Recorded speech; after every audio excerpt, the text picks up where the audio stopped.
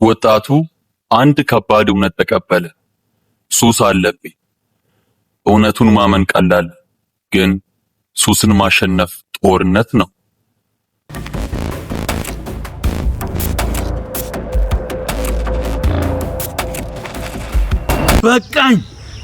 በቃኝ።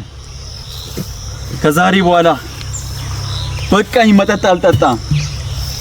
በቃኝ። ሲጋራም አላጨስም። ጫትም አልቅምም። በቃኝ።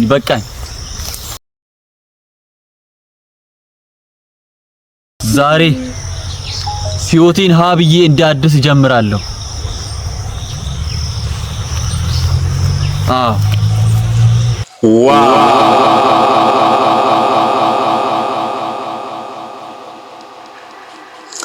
አሪፍ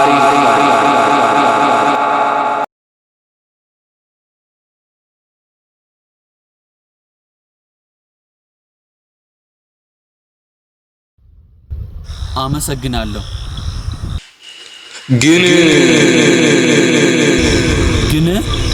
ምን ነገ ለምን አይ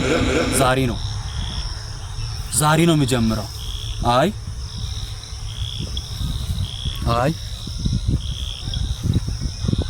ነገ ብለህ 3 አመት ሙሉ አስጠበከኝ። ነገ እያልከኝ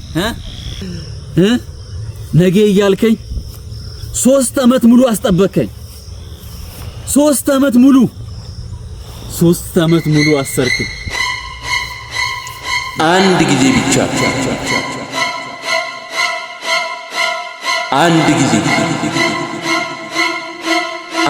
ብቻ እኮ አንድ ቅጠል፣ አንዲት ሲጋራ ከዚያ አንዋለን ብቻ አንድ ቅጠል፣ አንዲት ሲጋራ አንድ ጊዜ ብቻ እኮ ከዚያ ትተዋለህ። አንድ ቅጠል፣ አንዲት ሲጋራ ከዚያ ትተዋለህ።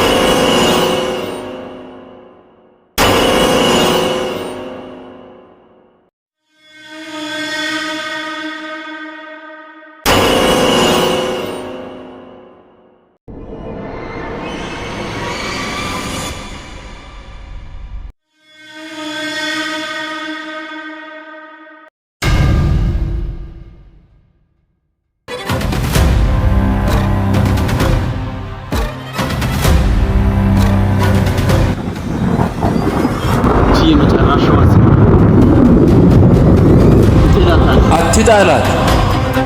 ለምን? ኢኮኖሚው እኮ ከባድ ነው። ስታስጨሰኝ ኢኮኖሚ አልታየም። አሁን ስትላት ደግሞ የቁጠባ ባለሙያ ሆንክ እንዴ? እኔ እኮ የፋይናንስ አማካሪ ነኝ። እኔ የፋይናንስ አማካሪ ነኝ ነው ያልከው? አንተማ የደህንነት አማካሪ ነህ እባክህ።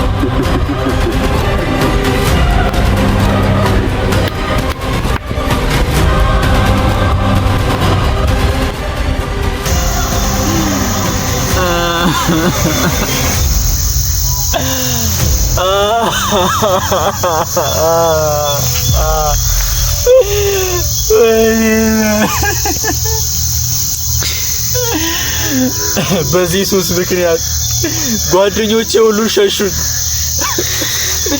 እናቴ ሁሉ ጊዜ ታለቅሳለች። አባቴ አይኔን ማየት ፈራ። አይኔን እንኳን አያየኝም። እኔ እስከዛሬ ጫትን እየበላው መስሎኝ ነበር።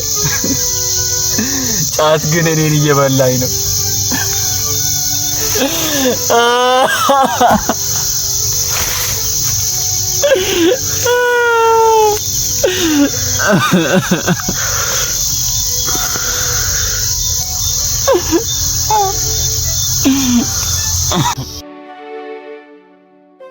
ልጄ ሁሉም ብተውህም እኔ አልተውህም።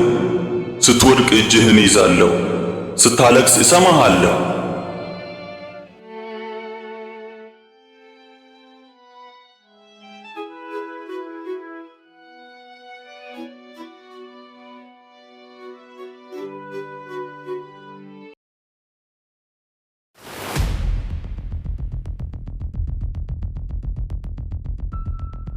ዛሬ ያሸነፍ ነበር፣ ነገ ይመለሳል። እኔ አልሸሽም። ከዚህ በኋላ በእግዚአብሔር ኃይል እዋጋለሁ። አሁን ነው እውነተኛው ጦርነት የሚጀምረው።